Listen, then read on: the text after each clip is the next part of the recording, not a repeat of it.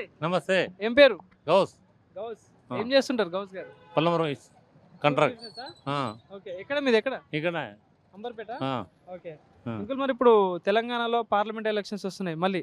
ఉమ్, so మరి ఈసారి parliament elections లో సికింద్రాబాద్ పార్లమెంట్ నుండి ఉమ్. బీజేపీ నుండి పోటీ చేస్తున్నారు, బీఆర్ఎస్ నుండి చేస్తున్నారు, కాంగ్రెస్ నుండి చేస్తున్నారు.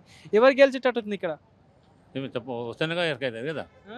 ఇప్పుడు ఎట్లా ఎరకైతుంది అది? అంతేనా? అంతే ఇక్కడ మరి. ఎంపీ ఎవరు తెలుసా? ఎవరు? కిషన్ రెడ్డి. కిషన్ రెడ్డి గారు. ఆ, సో ఎట్లాంటి వ్యక్తి కిషన్ రెడ్డి? మంచి మనిషి. మంచి మనిషా? మంచి మనిషి. ఓకే. చేస్తాడా పనులు?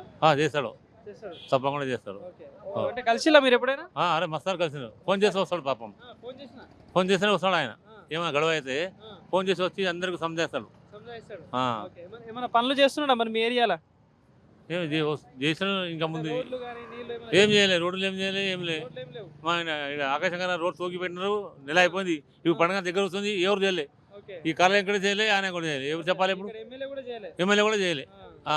చెప్పిలా పోనీ ఎమ్మెల్యేకి? ఫోన్ చేసినాను. కౌన్సిలర్కి ఫోన్ చేసినాను. ఆ. ఎన్నిసార్లు? 40 సార్లు చేసిన. 40 సార్లు ఎమ్మెల్యేకి రాలే. 40 సార్లు చేసినా రాలే ఎమ్మెల్యే. ఎమ్మెల్యే అదే కౌన్సిలర్ రాలే. కౌన్సిలర్ అన్నాడు నేను చేపిస్తాలే అన్న కథ. ఎల్లుండి పండుగ ఉంది. మరి ఎట్లా చేసాం చెప్పు. కానీ మరి ఇప్పుడు కిషన్ రెడ్డి గారు గతంలో 3 సార్లు ఎమ్మెల్యేగా పోటీ పనిచేసిండు కదా ఇక్కడ అంబర్పేట్కి. ఏమైనా అభివృద్ధి చేసిండా మరి అప్పుడు?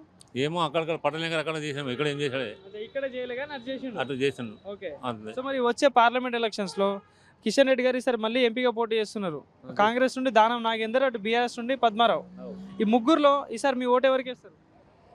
ఎవరికి వేస్తారంటే ఎవరు గెలిస్తే బాగుంటుంది అంటావు ఈ ముగ్గురులో? ఎవరు వస్తే మనకేనబ్బా అంతా మనకేం కాకున్నా కూడా నార్మల్ ఈ క్యాండిడేట్ గెలిస్తే ఏమైనా పనులు చేస్తాడని ఉంటుంది కదా. ఆ. ఈ ముగ్గురులో ఎవరు చేస్తాడంటావు? ఆయన కిషన్ రెడ్డి చేయొచ్చు. కిషన్ రెడ్డి చేయొచ్చు. ఓకే. చేస్తాడు. ఆయన ఎట్లైనా చేస్తాడు పాపం. చేస్తాడు. ఎందుకు ఆయన వచ్చేసరికి ఇట్లా గడవడం ఏం లేదు. మంచిగా ఉంది పాపం. ఓకే. సో ఏమున్నాయి బాబా ఇక్కడ ప్రధానంగా సమస్యలు ఏమున్నాయి ఇక్కడ మీ ఏరియాలో?